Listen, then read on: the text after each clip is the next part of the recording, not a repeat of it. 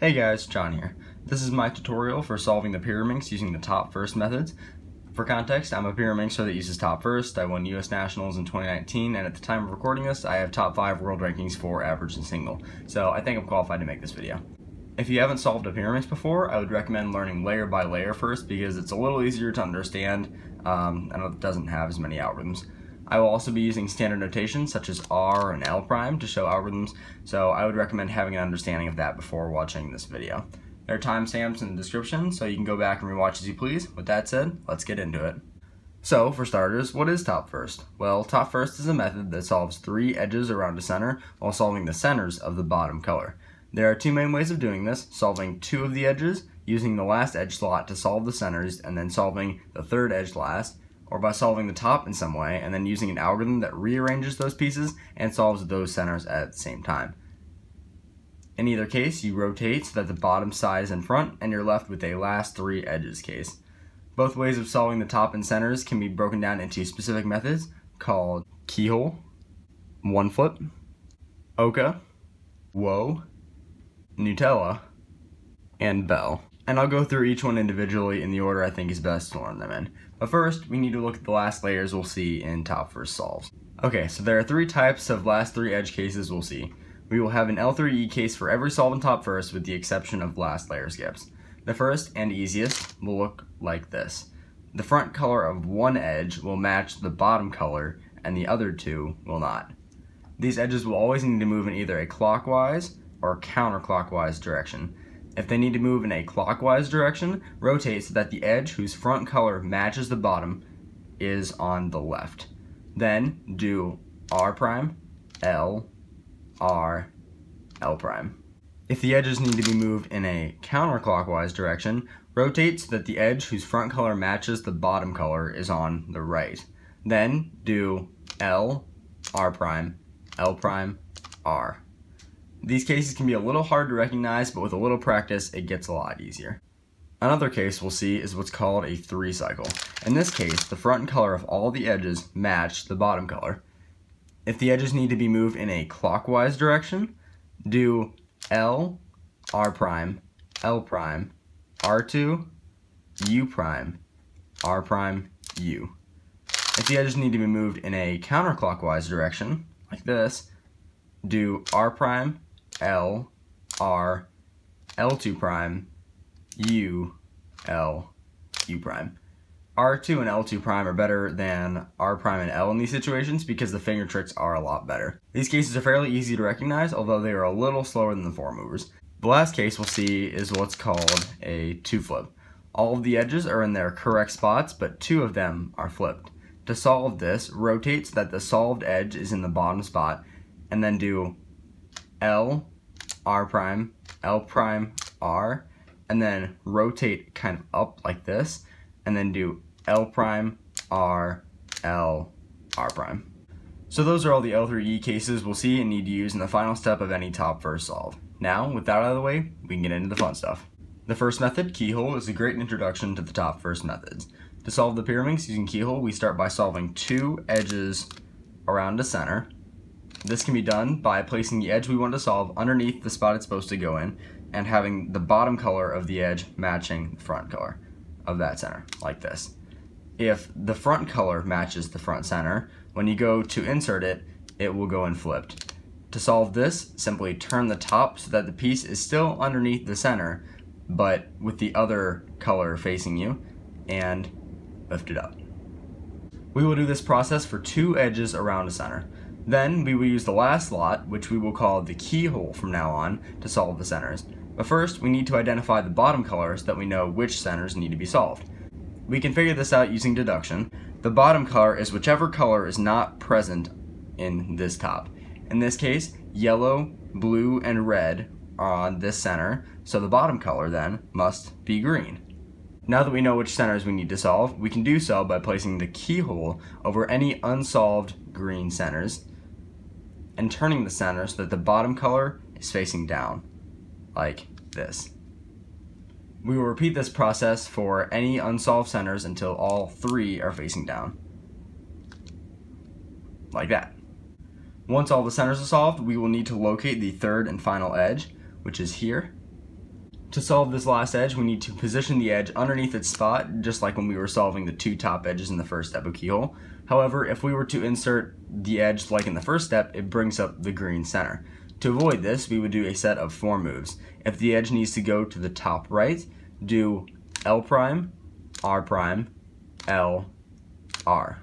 If the edge needs to go to the top left, do R, L, R prime, L prime. This solves the third edge and is the final step of solving the top and bottom centers using Keyhole. Then, simply rotate to the bottom and solve the L3E case as shown earlier. If you happen to solve the Keyhole edge while solving your centers, just treat it like any other edge and continue solving your centers using that slot. Then, you can come back later to solve it. This is the same process for if you insert the edge, but it is flipped. Using Keyhole, you can get sub 5 relatively easily with some practice, and I would recommend getting to this speed before learning the remaining top first methods. Once you feel comfortable with Keyhole, the next step of the top first progression is learning the one flip method. In this method, we solve 2 edges around a center, and then insert the last edge flipped. Then, we will use one of 11 algorithms to flip this edge and solve the centers. Like that. Then, we're left with an L3E case. I will categorize the algorithms based on number and position of the centers. If there are no centers that need to be solved, we can do a 2 flip from this angle. The algorithm for this is L, R prime, L prime, R, L prime, U, L, U prime. If there is one center, it will either be on the left like this or on the right like this. If it's on the right, do R prime, U, R, L, R prime, L prime.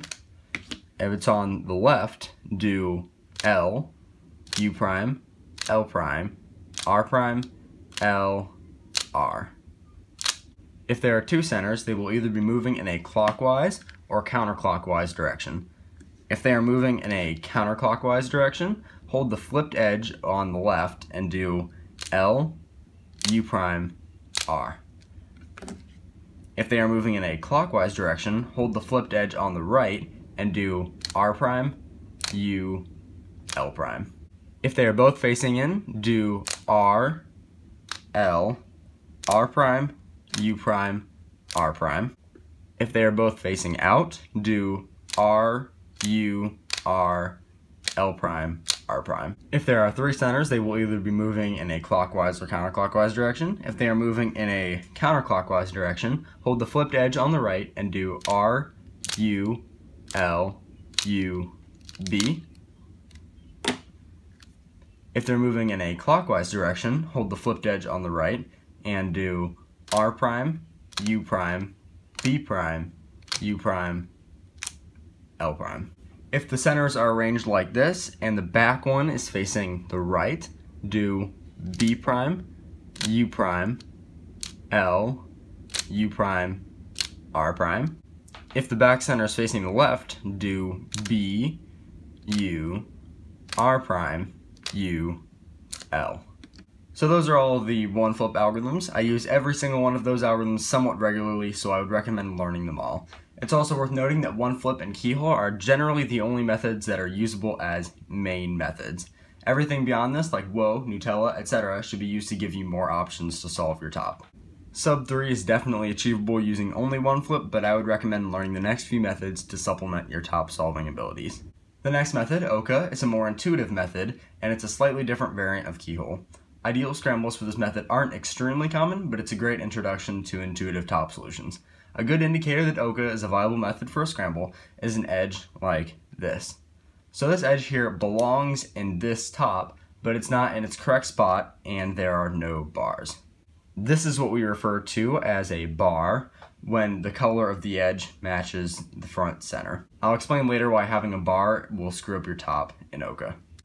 In Oka, first you solve one edge around the center, like this. Then you use this open slot, exactly like we did in Keyhole, to solve the bottom centers, like so. Once we have solved all of our bottom centers, we will do a set of moves that will solve both the Keyhole edge and the Oka edge. And we can do so by lining up the edge in the bottom layer underneath its spot, just like we did in Keyhole.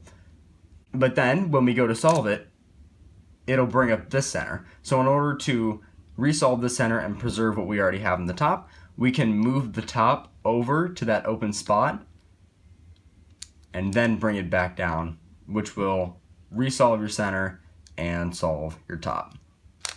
Every OCA solution will follow this procedure, although the last 3 moves will vary depending on where the bottom edge needs to go and the location of the solved edge. For example, here our solved edge is here and our OCA edge is here and it needs to go there. So to solve this, we would do R, U, R prime, but it could also look like this, where you have your solved edge in the back and your OCA edge here, which needs to go here, in which case you would solve it using an R, U prime, R prime. If there is a bar, doing these 3 moves will result in a flipped edge, which means that we'll have to do a 2 flip to solve it, which is inefficient. OCA is a good introduction to intuitive tops because it gets you familiar with that idea of a 3-move insertion that solves multiple edges, which becomes very helpful down the road. There isn't a specific time at which you should move on to learning the next method. It's really based on the pace you want to learn at. The next 2 methods, Whoa and Nutella, are very similar in functionality to 1 flip. So now let's look at the Whoa method. Whoa is similar to 1 flip in that we're solving edges around a center and then using an algorithm to solve the bottom centers. In 1 flip, we solved 2 edges and then inserted 1 flipped. But in Whoa, we will solve all 3 edges correctly, like so. Then we will use an algorithm to solve the centers while preserving these 3 top edges. And then we will have a L3E case. Whoa and Nutella, like 1 flip, have the same 11 center cases, so I won't describe them, I'll just show you the algorithm. There is no center case because for Whoa, all 3 of these pieces are already solved, and there's no centers that need to be solved, so you can go right to last layer. For this case, do R prime, L prime, R prime, L, R. For this case, do L, R, L, R prime, L prime. For this case, do R prime, L, R prime, L prime, R, L prime. For this case, do L, R prime, L, R, L prime, R. For this case, do R, L, R, and then L, R prime, L prime, R prime, or Hedge. For this case, do R prime, L, R, L prime, or Sledge. R prime, L prime, R prime. For this case, do L, R prime, L, U, Y, R, U, R. For this case, do R prime, L, R prime, U prime, Y prime, L prime, U prime, L prime. For this case, do R prime, U, L, U, B prime. For this case, do L, U prime, R prime, U prime, B. I tend to avoid the 3 center clockwise and counterclockwise cases like this because they're rotations, and I also tend to avoid this case because the finger tricks are a bit awkward. Now let's look at the Nutella method. In Nutella, the top looks like this, where we have 1 edge solved and a large bar like this. Algorithms for this method will swap these 2 pieces and solve our centers.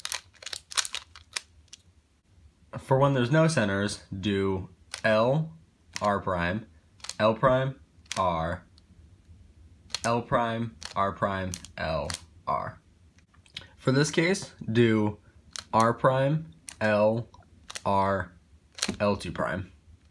For this case, do L, R prime, L prime, R2. For this case, do L, R, L prime, R, L prime, R prime. For this case, do L prime, R prime, L, R prime, L, R. For this case, do B, L, U, R. For this case, do B prime, R prime, U prime, L prime. For this case, do R, B, R, U, L. For this case, do B prime, U prime, L prime, R prime, L prime. The last method, bell, is more intuition rather than a method. You won't use it very often at all, but on good scrambles it's very effective.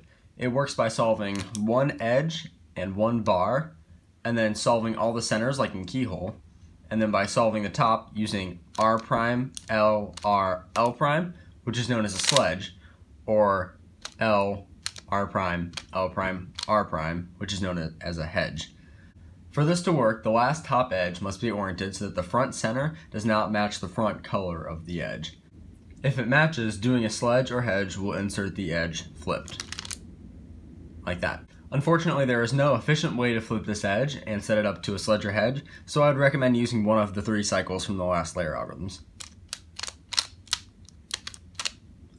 However, I would not recommend doing bell in these cases because setting up a top and then doing a 3 cycle and then getting to your last layer is a lot of moves. In other words, try to use bell only when you can set up the top to a sledge or hedge. I would also only recommend using bell if there is 1 or less centers that need to be solved, because tracking that third top edge around can be tricky with 2 or more centers, and then you might have to get into B moves and things like that that will get very messy. Overall, you will not use bell very often in your solves. It's really fast for easy scrambles, but I would avoid trying to use it when the scramble is anything less than good. So with all these ways of solving the top and centers, you might find yourself unsure of which method to use for each scramble. For this, I would recommend creating a list that ranks every case based on speed and how comfortable you are with the out. If enough people want me to, I'll put my personal list in the comment section. Having a list will definitely help you decide which cases you should try and get to, especially when choosing between 2 different solutions. As you improve, you'll learn different tricks to force better last layer cases, and you'll also find that there are many different ways to solve a top, and that the best solution is not always the obvious one. With the developed journey style and efficient solutions, top first can be very, very fast. Despite being the less common method, many people with sub 2.3 official averages, including Timon, Drew, Jules, and myself, use mainly top first. After this video, I'll be making some walkthrough solves and advanced tips videos to expand on the basics I went over in this tutorial. If you enjoyed this video or learned anything from it, please give it a like. I think a lot of people could benefit from learning this method. If I missed anything, or if you have any other ideas for top first and or Pyraminx content, feel free to let me know in the comments. Thanks for watching.